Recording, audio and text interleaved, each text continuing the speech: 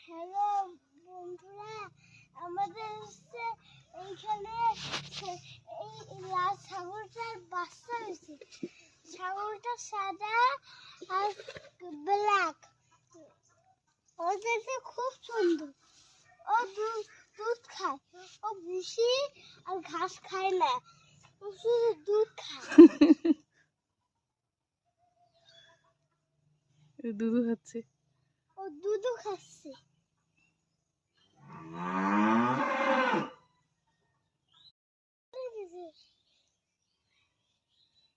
কত